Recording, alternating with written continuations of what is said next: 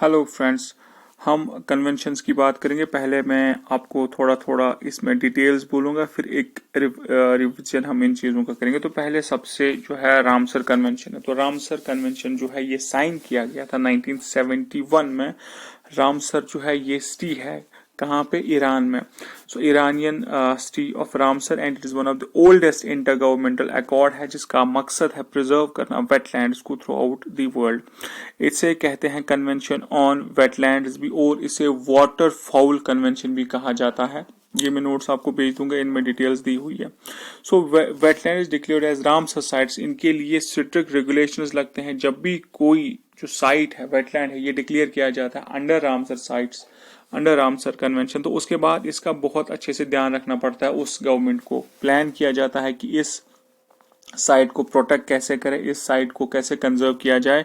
So Ramsar secretariat is based at headquarters of International Union of Conservation of Nature in Gland, Switzerland में जो Ramsar secretariat है उधर ही located है। So World Wetlands Day को celebrate किया जाता है फेब सेकेंड ऑफ फेब हर साल में। Okay, convention uses broad definition of wetlands. देखिए इसमें जो डेफिनेशन है वेटलैंड्स की वो ब्रॉड दी गई। अब डेफिनेशन ब्रॉड होने का मतलब ये है कि ज्यादा से ज्यादा नेचर को हम कंजर्व करें। देखिए इट इंक्लूड्स ऑल लेक्स आते हैं, रिवर्स आते हैं, अंडरग्राउंड एक्वाफेयर्स आते हैं, स्वैम्प्स आते हैं, marsh, wetlands, peatlands, oasis, estuaries, deltas, tidal flats, mangroves, and other coastal coral reefs, and all human-made sites such as fish ponds, rice paddies, reservoirs, and salt pans.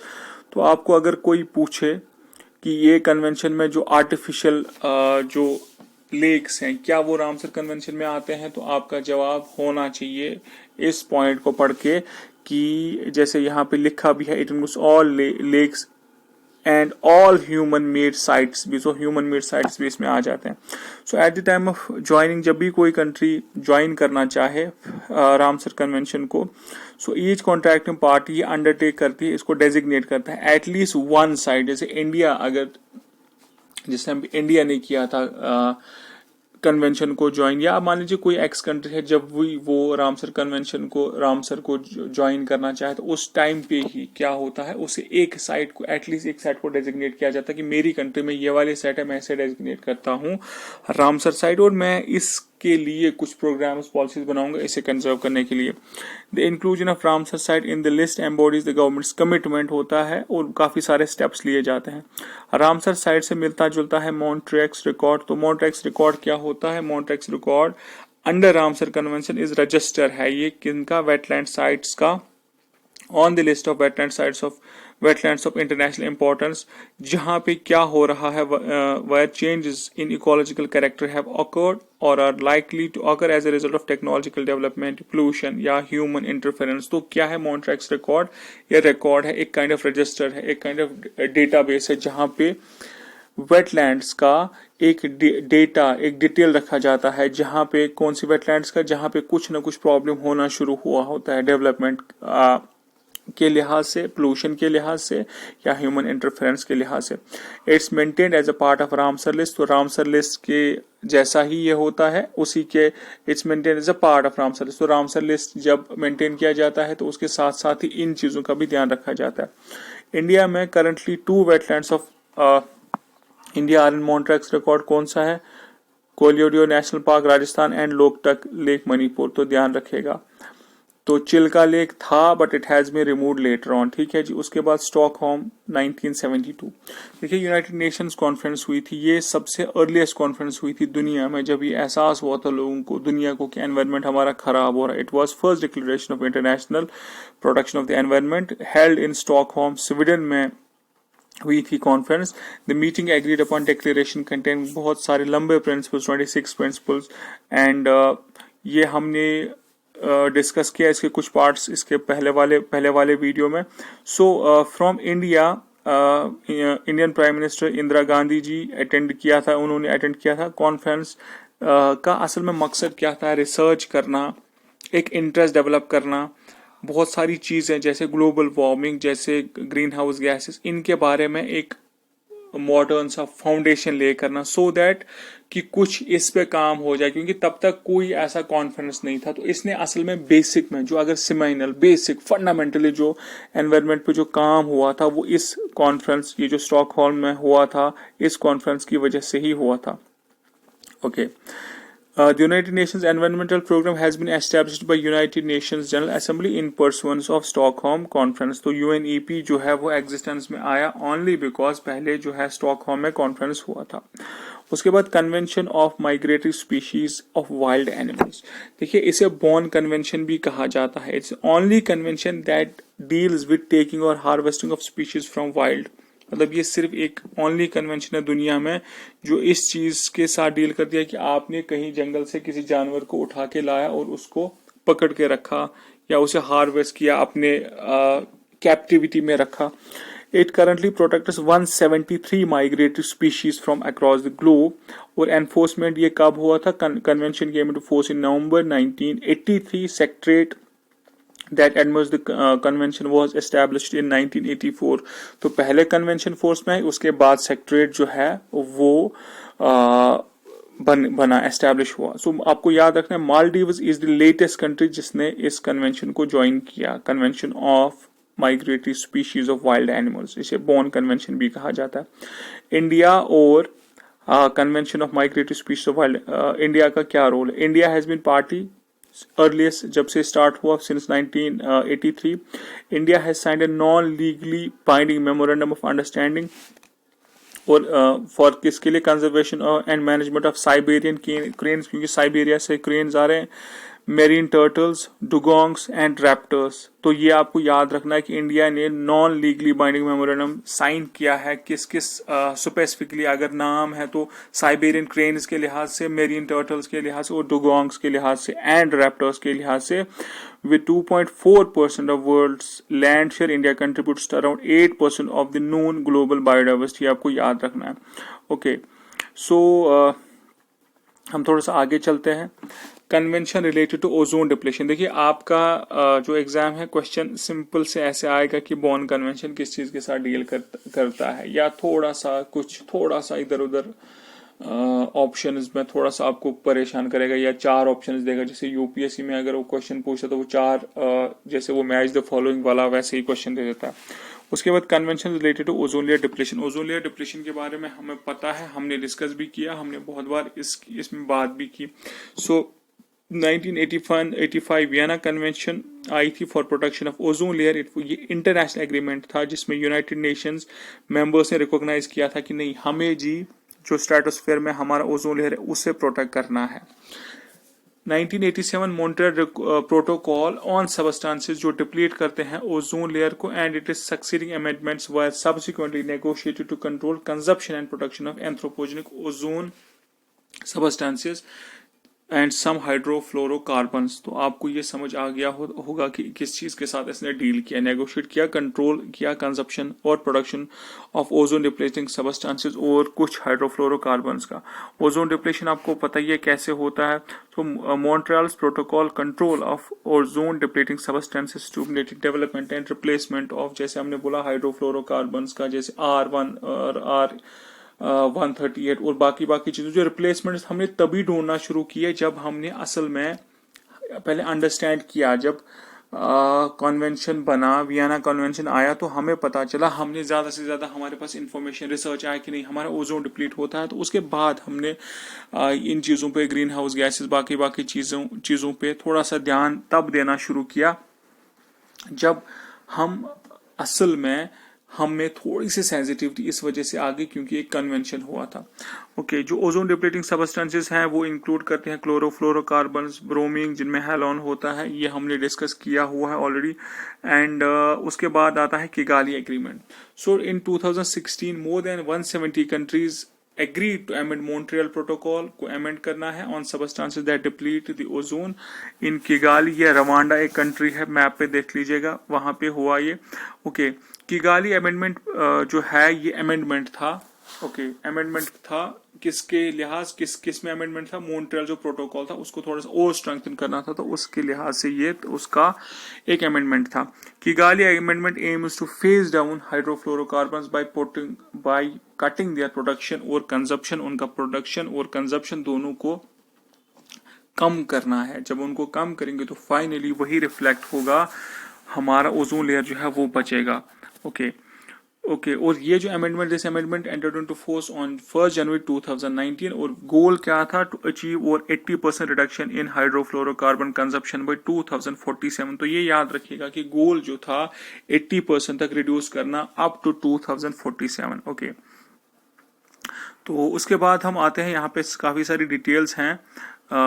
थोड़ा सा मैं आपको यहाँ पे बताता हूँ। जो amendment has divided signatory parties मतलब वो कंट्रीज जिन्होंने इस पे साइन किया, 3 ग्रुप्स में डिवाइड किया गया इन्हें, group 1, group 2 and group 3।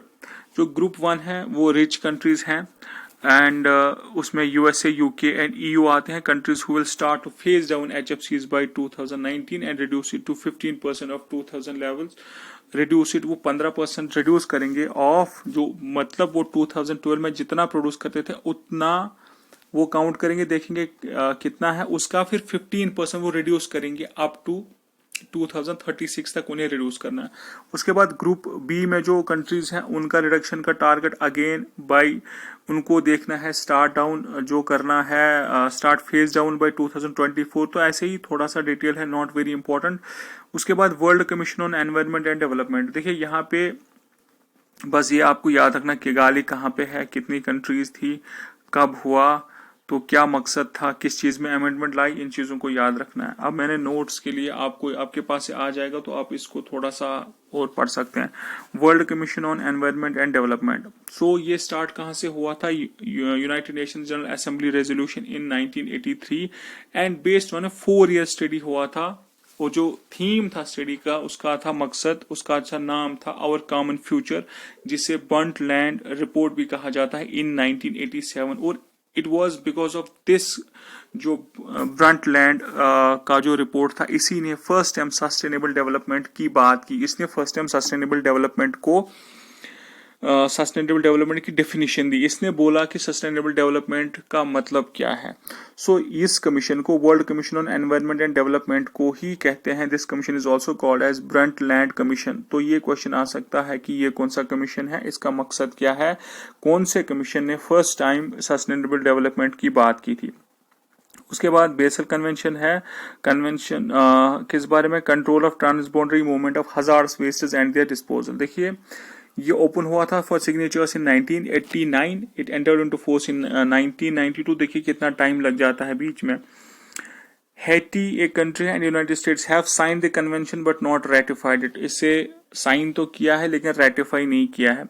So is an international treaty, इसका मकसद क्या है, रिड्यूस करना। अगर आप हजार्डस मूवमेंट का वेस्ट करते हो बिटवीन नेशंस की, आपको लगे कि कोई गरीब कंट्री है, वहां आपने बेच दिया कोई ऐसा मटेरियल जिसकी वजह से उनका एनवायरनमेंट, वहां पे लो डेवलप्ड कंट्रीज है उनका एनवायरनमेंट वहां पे खराब हो जाता है, कुछ केमिकल्स हो सकते हैं, थोड़ा अभी आगे आपको देखेगा। यहाँ पे आपको इंपॉर्टेंट चीज याद रखनी, it does not address movement of radioactive waste. Radioactive waste की बात जो बेसल कन्वेंशन है वो नहीं करता, प्लीज रिमेंबर इट। आपको आ सकता है इंपॉर्टेंट, वेरी वेरी इंपॉर्टेंट है कि रेडियो एक्टिविटी की ये बात नहीं करता।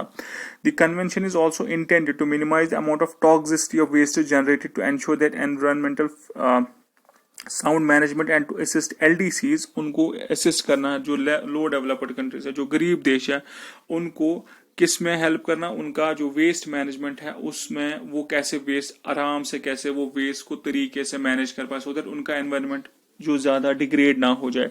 सो हमने देखा बेसल कन्वेंशन में हम क्या करते हैं, transboundary movement of hazardous waste and their disposal की हम बात करते हैं।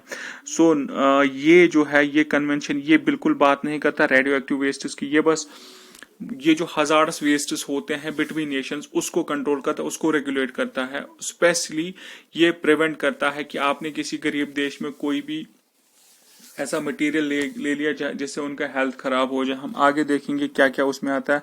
देखिए examples of waste regulated by Basel convention कौन कौन सा, देखिए for example biomedical and health care waste. यहाँ पे किसी अमीर देश ने हॉस्पिटल में अपना जो भी उनका कचरा था, वहां पे जो बायोमेडिकल वेस्ट था वो उठा के किसी गरीब कंट्री में डाल दिया, ठीक है जी।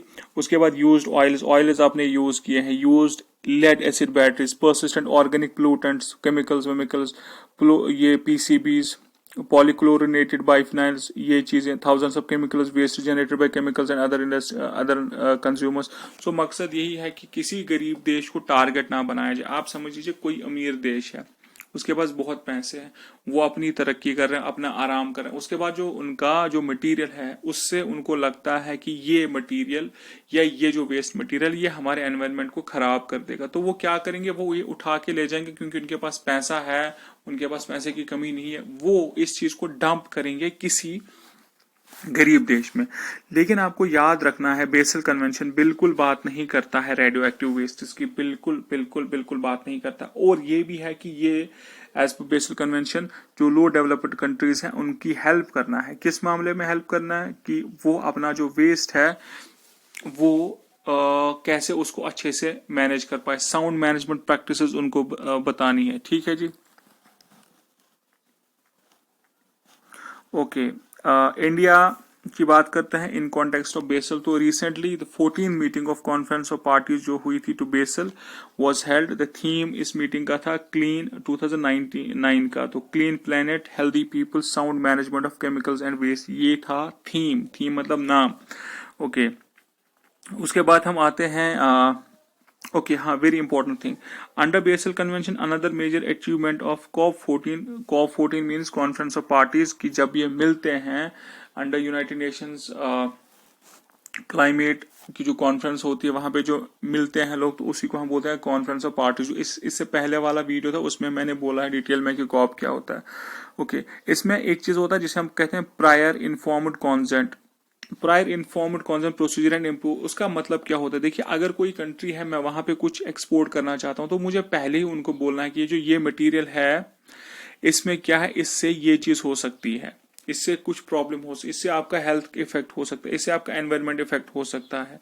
सो उसी को बोलते हैं प्रायर इन्फॉर्म्ड कॉन्सेंट, मतलब पहले ही आपने उनको बोला। सो यहाँ पे क्या पॉइंट है, under Basel convention another major achievement of COP14 was decision to amend, इसको अमेंड किया गया to amend the convention to include unsorted, mixed and contaminated plastic waste under prior informed consent। तो इसमें क्या था, जो पहले वाली डेफिनेशन थी उसमें unsorted, mixed and contaminated plastic waste आप ले जा सकते थे, इसमें अभी पूरा डिफाइन नहीं किया गया था, इसको अंडर प्रायर इन्फॉर्म्ड कॉन्सेंट में नहीं डाला गया था। तो अभी का मकसद यह है कि आप मान लीजिए आप कहीं पे ये मिक्सड कॉन्टेमिनेटेड प्लास्टिक वेस्ट कहीं पे किसी कंट्री में ले जाते हैं तो आपको पहले उनसे पूछना पड़ेगा, आपको बोलना पड़ेगा इसके हार्मफुल इफेक्ट्स ये दिस एंड दैट है। ठीक है ना। ओके, उसके बाद Rotterdam convention. So Rotterdam convention formally Rotterdam convention on prior informed consent procedure for certain hazardous chemicals and pesticides in international trade, ये 1998 में हुआ था साइन, और इफेक्टिव ये कब इफेक्ट में आया, कब एग्जिस्टेंस में आया, 2004 में। तो इसका मकसद क्या है, it covers pesticides and industrial chemicals that have been banned or severely restricted for health and environment reasons by parties and which have been notified by parties for inclusion in PIC। PIC means prior informed content. अब इसमें क्या है, इसमें भी वही देखा जाता है, जो रोटरडैम कन्वेंशन है ये डील करता है हजार्डस केमिकल्स, पेस्टिसाइड्स, इनके साथ ही डील करता है। ओके, सो ये लीगली बाइंडिंग है for implementation of prior informed consent. It was built on voluntary prior informed consent procedure, ये इनिशिएट किया था UNEP ने।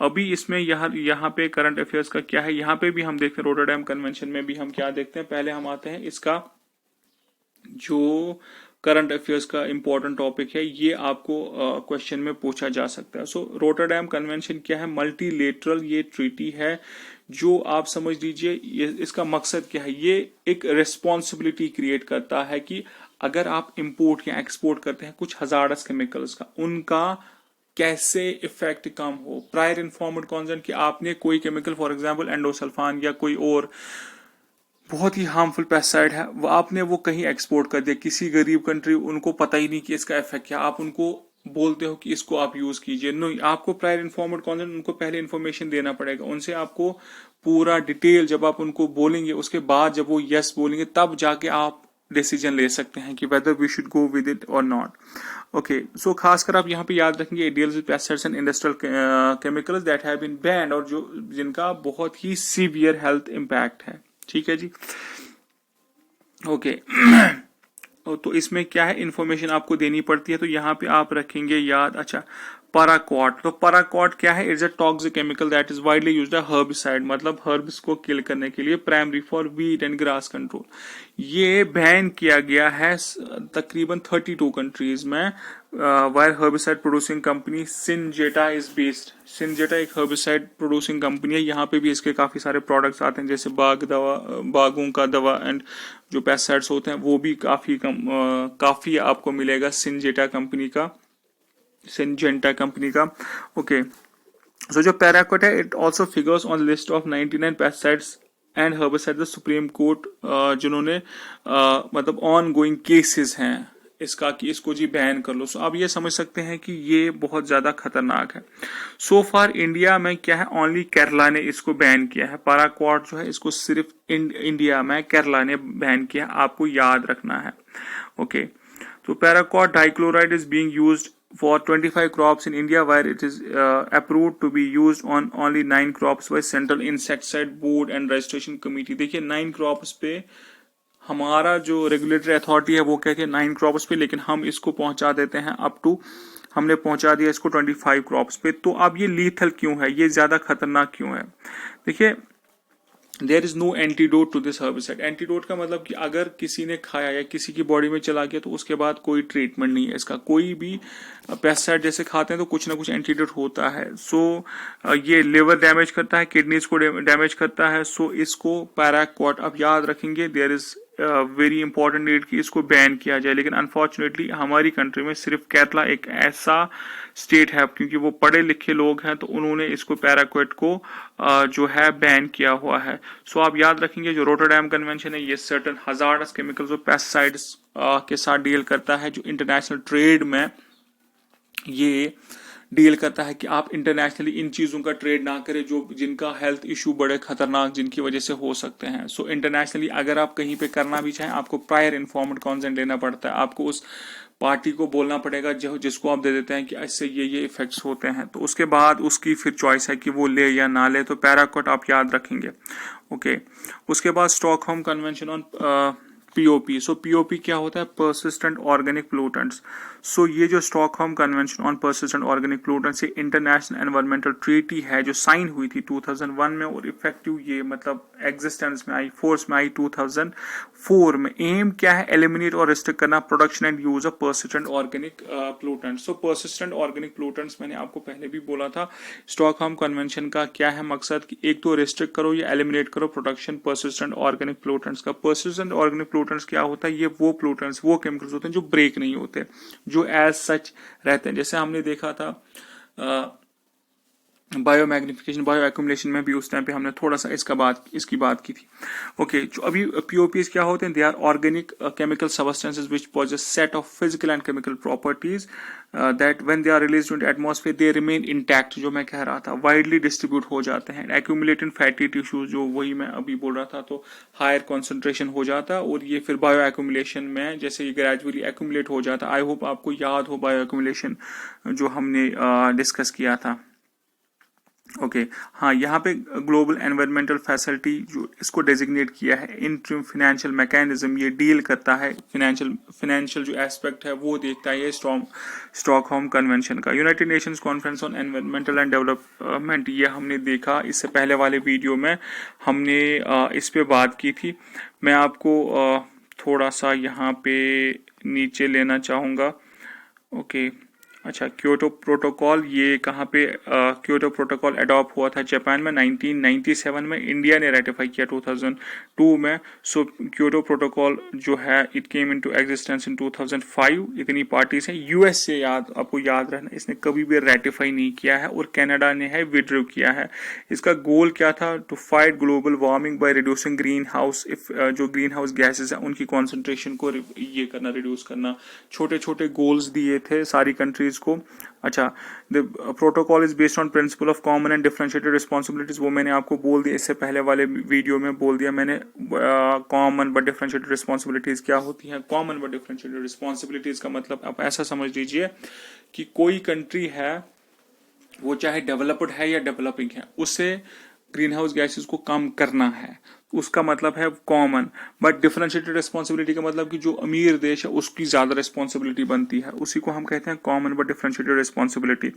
ओके ओके, इसके बाद हम थोड़ा सा, अच्छा, classification of parties and their commitments. देखिए, क्योटो प्रोटोकॉल में हम क्या करते हैं, हमने कंट्रीज को डिवाइड किया है। उसमें एनेक्स 1 में कुछ कंट्रीज आती हैं, उसमें डेवलप्ड कंट्रीज जैसे यूएसए, यूके, रशिया एक्स्ट्रा आती हैं। और इसमें इकोनॉमीज इन ट्रांजिशन, मतलब जो अच्छी इकोनॉमीज हैं जैसे यूक्रेन है, टर्की है, और कुछ यूरोपियन कंट्रीज आती हैं। उसके बाद डेवलप्ड एनेक्स 2 में आती हैं developed countries required to provide financial and technical support to EITs and developing their countries to assist them in reducing their greenhouse gas emission। मतलब इसमें वो countries आती हैं जिनको ये जॉब दिया गया है कि आप फाइनेंशियली हेल्प करो इकोनॉमीज इन ट्रांजेक्शन, जैसे यूक्रेन या टर्की, ऐसी वाली कंट्रीज को आप हेल्प करो सो दैट ये अपना ग्रीन हाउस गैस जो है वो इमिट करे। उसके बाद NXP countries, annex 1 parties with first और second round Kyoto protocol Kyoto green house gas emission targets, जिनका है the first round target applies to over 2000। ये यहाँ पे काफी ज्यादा डिटेल दी हुई है। सो आपको यहाँ पे क्योटो प्रोटोकॉल में देखना नॉन एनेक्स कंट्रीज, ये लो इनकम कंट्रीज हैं जिन पे नॉन बाइंडिंग है, बस ये आप याद रख लीजिए। लो इनकम कंट्रीज है जिन पे ये नॉन बाइंडिंग टारगेट्स हैं, इनको ये नहीं दिया गया था टारगेट कि आप जी इतना या इतना आप रिड्यूस कीजिए। उसके बाद लीज डेवलपिंग कंट्रीज तो आपको पता ही है। ओके, क्योटो प्रोटोकॉल को हमने पहले डिस्कस किया, थोड़ा सा यहाँ पे रिवीजन करेंगे। 2 फेजेस में हुआ था, 2008 से 2012 में बोला गया था कि आप इतना ग्रीन हाउस गैस का एमिशन रिडक्शन करो। उसके बाद 2013 से लेके 2020 तक। Okay, second commitment period was agreed on. Second commitment period, second commitment की अभी की फर्स्ट फेज जो था 2008 से लेके 2012 तक, वो तो कंप्लीट हुआ, लेकिन आगे क्या करना है वो दोहा अमेंडमेंट में हुआ था। दोहा जो राउंड हुआ था वहां पे इस चीज की बात हुई थी।